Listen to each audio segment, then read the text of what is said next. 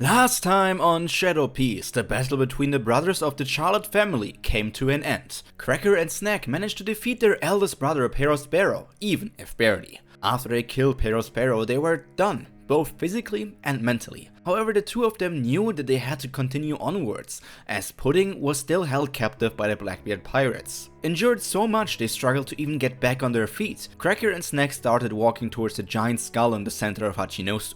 But as they limped forward, a blur of black struck the ground in front of them, kicking up dust. As cigarette ember glowed in the smoke, a man stepped forward, coat fluttering, one eye covered by blonde hair, a special suit of technology on his body. He didn't look at the fallen brothers. His gaze pointed deeper into the island, to where his wife suffered. Charlotte, Sanji, Sweet Leg, one of the new additions of their family, but they bonded through their shared trauma of their respective parents. His voice was calm, yet his aura boiled. You two have done enough. Cracker tried to protest, but Sanji raised a hand gently. I'll take it from here. He cracked his knuckles, flames flickering at his heel. I promised Pudding I'd protect her. And despite that, I wasn't there for her when she needed me the most. When those filthy Blackbeard pirates invaded our home island. His teeth tightened, eyes burning. I won't fail again. A gust of wind swept his hair, revealing an eye glowing with vengeful determination. Sanji took a single step, and the ground beneath him ignited, his passion and laugh hotter than ever. Wait there, I'll bring your sister home. He launched forward, vanishing into the war-torn streets ahead like a meteor of righteous fury. Cracker and Snack watched him disappear into the distance. Their hearts were heavy, but hopeful. For the first time since this hellish war began, they felt certain about one thing at least. Pudding would be saved. Well injured and at most at 5% of their stamina remaining, as Sweet Commander and the one closest to the title from the original family, well, the low-ranked members of the Blackbeard Pirates simply didn't hold a chance against them. With two additional pirates leaving the island, it was starting to get quieter now, and Sanji kicked his way through the goons trying to stop him. Like always, he only used his feet. These nobodies from the enemy group were the last test subjects for his training. Ever since his mental breakdown on Elbaf, the Sweet Leg had focused on one thing, and one thing alone, the perfect kick. No fancy special technique, just a basic forward kick that any fighter training in leg-based fighting knew. Something as basic as that wouldn't betray him. Even if his body was barely standing, even if his bones were broken, he could force himself up and perform that kind of kick through willpower alone. But of course, rescuing his wife from the prison wouldn't be easy, as unlike with Perona, Pudding was captured specifically for her ability as a member of the Three-Eye tribe. The ability to read poneglyphs, learn the truth of the Void Century, and also discover the actual location of the One Piece. So while this Titanic captain ignored Mihawk taking away Perona, he was not about to ignore Sanji taking Pudding. The blonde man looked down at his hand where his wedding ring with a diamond was. Never did he imagine he would marry someone his family forced him to marry, but then actually fall in love with her still. So even though he betrayed Germa, he was still somewhat thankful to his father for setting up this wedding with the Strawhat family. Then his senses warned him, and he jumped backwards, just in time as a sword sliced through the ground. It was a clean cut from a shining blade, quite in contrast to the rest of the outfit of this pirate. A dark uniform which still showed his previous affiliation, the government-controlled stronghold in Paradise. Impel Down. The man standing in front of Sanji was none other than Shiryu of the Rain, who was imprisoned for his excessive, murderous violence against prisoners, until Blackbeard freed him and recruited him to this pirate crew. One look at the swordman was enough to tell the young fighter how dangerous he was, but when his sword crumbled to pieces after a single attack, he was surprised for just a moment. Enough time to regret it. And that is why I stopped using weapons after getting this new power. They just can't withstand my strength. Shiryu said out loud as he swung down his bare arm instead, holding it like it was a sword, and after it got covered by armament haki, it also got covered by another substance, making it shiny and incredibly scary. This moment of hesitation resulted in a clean hit of this armed sword against Sanji's body, and even though his skin was covered by armament haki, then genetically enhanced by Germa technology, and then further protected by the stealth black raid suit, it still cut through everything, making him bleed already. But at least now he knew that this opponent was someone capable of actually hurting him, and he immediately took it as seriously as he could. His one kick needed the right preparations, and right now his footing was not ready. So to start off his response, he heated up his leg and made it burn with the fire of passion and love.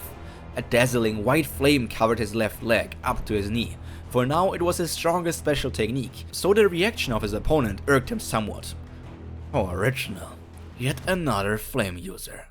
The Titanic captain's voice was dismissive, as he simply stood there, looking at the young pirate and taunting him. He folded one of his hands and held it out towards Sanji, before waving towards himself. Come on, youngster. Try to damage this indestructible body of mine. And with that, his body first got covered by his armament haki, and then he added another layer on top of that with the devil fruit power Blackbeard had obtained for him. The air around him vibrated, softly at first, like glass humming under a fingertip. Then the resonance deepened. A pulse of raw energy rippled outward from Shiryu's body, warping the dust and light. His breathing slowed, and then his heartbeat quickened. Finally, it began. Tiny crystalline flecks shimmered across his forearms again, catching the faintest glow and splitting it into hundreds of sharp reflections. The flecks multiplied, crawling over the skin like frost racing across a frozen window. But this frost was hard, unyielding. Each crystal, a perfectly cut diamond facet forming in real time. Crack, crack, crack. The sound was unmistakable. Mineral growth, dense and unstoppable. Diamond plates layered atop each other, first like scales, then like armor. Transparent at the edges, blindingly refractive at the core. The coating grew until the Blackbeard pirate's entire arm had transformed into a glittering weapon of mirrored brilliance. The transformation surged up his shoulders, his torso, his legs.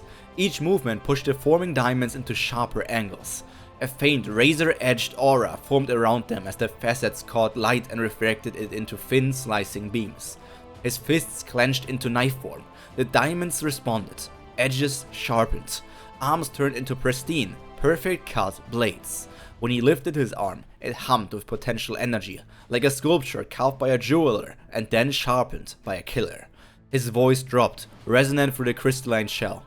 Let's see you break this, the material that even the strongest swordsman in the world couldn't cut at Marineford.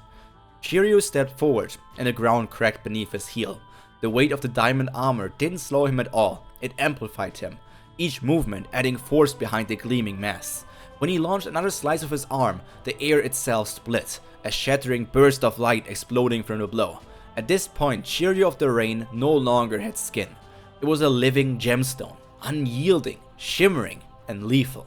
When Sanji's fiery leg clashed against the diamond arm, he instantly noticed just how tough it was, the vibration shaking through his entire body. Tsk, this is proving to be even more annoying than I expected. In a mere instant, the Charlotte husband ignited his other leg with the same flame and spun around from the point of impact, landing a clean kick against the shoulder of his opponent. Not a single scratch or crack in the diamond skin of Shiryu, but he did get pushed back from the power of Sanji's attack.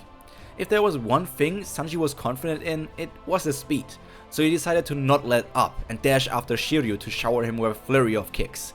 Right, left, frontal, knee thrust, a series of attacks that would have hurt anyone, but the diamond-covered pirate answered simply with a backhand slash of his left arm.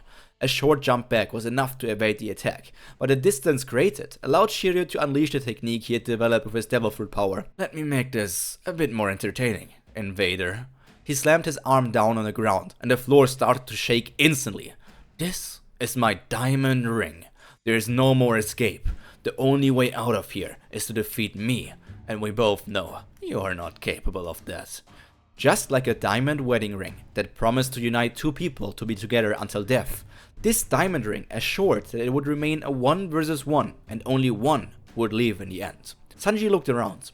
While his opponent called it a ring, it was more like a dome, but in the heat of the moment he didn't care to correct the ex-head jailer of Impel Down. Shiryu's laugh got interrupted when Sanji also started laughing.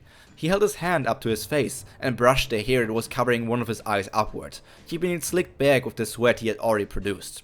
It's already getting hot in here. The sun outside shined right onto the diamond dome, continuing to heat up the inside.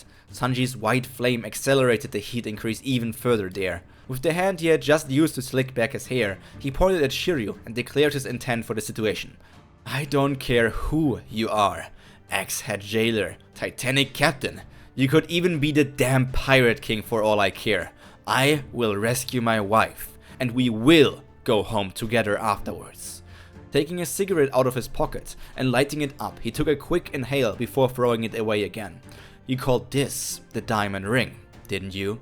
The sweet leg laughed once more. This is nothing more than a diamond cooking pot, and we are the ingredients. So as a cook, he smirked, confident in his abilities, even though he knew the power of his opponent as well. I will make sure that you will be cooked to perfection. And this is the end of today's episode of Shadow Piece. I hope you enjoyed it. Sanji against Shiryu.